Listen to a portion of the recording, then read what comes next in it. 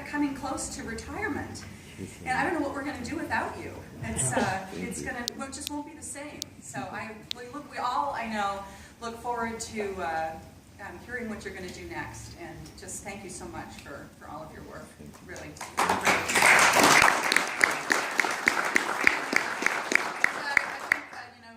My boss would say, I'm not dead yet. I'm sure there's still work to do. So.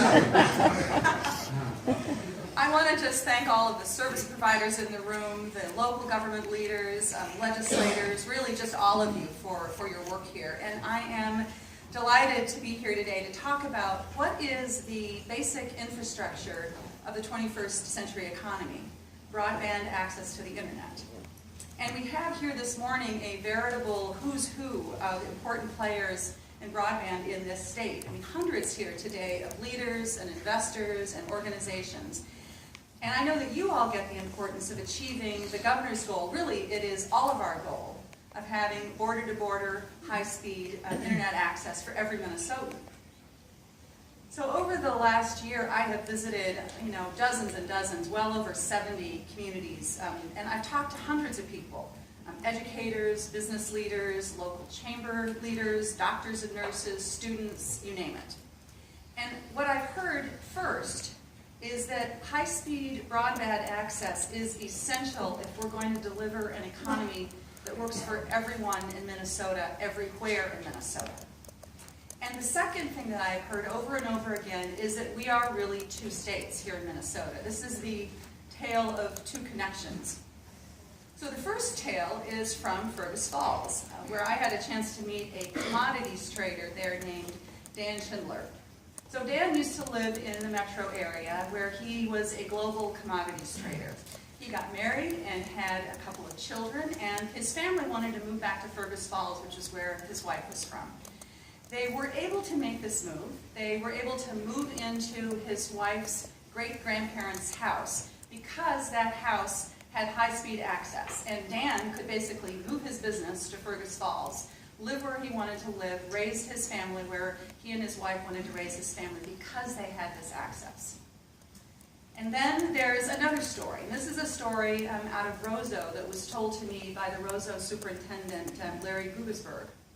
Larry told me about how they've got good broadband access in their schools, but many of their students live outside of the school, outside of the city limits. So they have a Wi-Fi enabled bus. And what happens is that the bus, when the kids are going home after school, the kids have to stay in the bus where the Wi-Fi hotspot is because in their neighborhoods they don't have access to broadband. And I mean, we all know that you can't get your homework done if you can't get on the internet. So I can tell you, Minnesotans know that there is this divide, that there is this two states when it comes to connectivity. I found out that last year the governor received well over 700 letters from Minnesotans talking about this issue. It gives you a sense of how much people are paying attention to this. Logan Schmitz, who is a high school student, at Wadena Deer Creek High School, wrote. He said, at school, every student has their own iPad where we stay connected to the resources we need. Logan says, I'm often required to use the internet at home for research, and it takes quite a while for a web page to load up, and watching video is really slow due to our internet speed. Not to mention that sometimes the connection is so bad I can't even get online. And there's just one more letter I want to tell you about from Rebecca Willard of Belle Plaine. So it's interesting, Rebecca lives on a farm, and her business is as a laboratory genetic counselor for one of the nation's largest genetic testing companies. And she was one of the first 30 remote genetic counselors that this company had. And so every morning, Rebecca writes, she gets up and she logs on to her office, her corporate headquarters in Baltimore, Maryland, and that her ability to telecommute has greatly expanded her own opportunities. It's crucial to her family's livelihood, and it allows her to stay engaged with her kids rather than commuting 2 or 3 hours a day. But she still is plagued by broadband speeds on her farm that are just so slow. So I think these stories illustrate what is really the truth about Minnesota, which we are divided into haves and have-nots. when it comes to broadband access. But if we can get this right, if all of Minnesota, if we can get this right everywhere in Minnesota, we will be globally competitive. We will be healthier. Our students will all have access to a world-class education. If we get this right, Minnesota's regional centers and rural economies will support the innovation and entrepreneurship and growth that we need them to. And if we don't get it right, 244,000 Minnesotans and hundreds of communities are going to lack the basic infrastructure of the 21st century economy. And that's not fair, and it's not smart for our future, and we've got to do better. I know that we can do this. Now, I know that by and large I am preaching to the converted this morning, so I want to just pause and thank everybody in this room for everything that you've done, collectively and individually, to move Minnesota forward on this issue. And we're making progress because of strong public-private partnerships, just like we had with rural electrification many, many years ago, to get broadband access right across the state.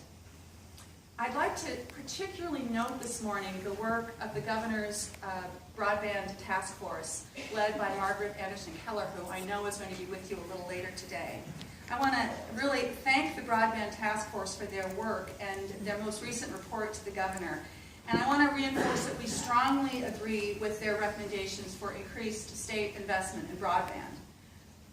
It's nice to know that at $200 million a year in recommendations, they make our proposal of $100 million look positively reasonable. So I appreciate that. I also note that the broadband task force recommends faster speed goals, increased telecom aid for schools and libraries, expanding the sales tax exemption for telecom equipment, and reform of telecom regulations. And I think these are all important issues to consider, and I want you to know that our administration is ready to hear your perspectives on this and to work with you on all of this. So as you move forward with your agenda today, and you think about the upcoming session, and then you know that the governor has made a recommendation for an additional $100 million in broadband investment, which I should say we expect to be matched by at least another $100 million in public and local matches. I know that there are some who are arguing that this is too much, and most often I hear two reasons for that. The first is that the state grant program is investing in technology that will soon become outdated, so we should wait. Now, it's interesting to me that I never hear the we should wait argument.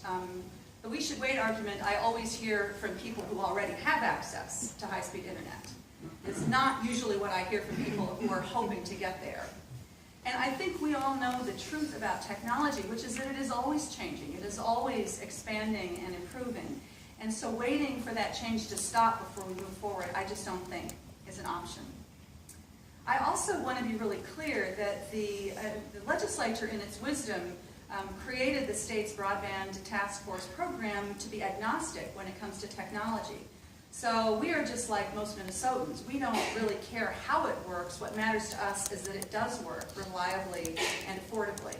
And I think that you can see that in the grants that we have awarded, which are both wired as well as wireless. I want to just acknowledge Dana McKinsey, who is here today and has done, I just think, such a fantastic job of getting this program off the ground and being very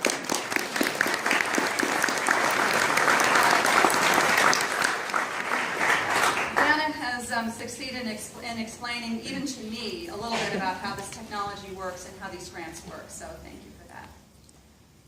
The second reason that I hear most often for why we should not make these investments right now is that the federal government is going to step into the breach here. So I want to be really clear. The governor and I would love it, as I'm sure all of us would, if we believed that the federal government was going to meet all of our needs for expansion of broadband in Minnesota. And I also want to be really clear that we are so grateful for the CAF II funding that has been awarded to Minnesota carriers this past year. This funding is going to be incredibly helpful, and we should all thank Senator Klobuchar. You'll have an opportunity to thank Amy later this morning, Senator Franken, and our congressional delegation for their great work on this. I also know that Congressman Emmer will be here later this morning as well, which will be terrific. But we all need to remember, as I know that you know, that CAF2 funding can augment our state efforts, but it doesn't supplant them. And with lower state guidelines, as it has, the federal program can't replace our work, but it can help leverage the state and private dollars that we all are working to invest. So I think it's that idea of leverage and synergy that we should be focused on as we think about the opportunities for federal dollars. So with all of this in mind, as you know, we have proposed $100 million in additional spending for broadband infrastructure. And if the legislature approves this, that would be enough to provide access to an additional 35,000 Minnesotans, homes, businesses, and other institutions. And I want to just take a moment also to thank the legislative leadership around broadband access that has been so important. House Minority Leader Paul Thiessen, Representative Paul Marquardt, Eric Simonson, who I believe is going to be here later, Sheldon Johnson, are all supporting our proposals and have done great work. Senator Matt Schmidt in the Senate has been a great voice for this.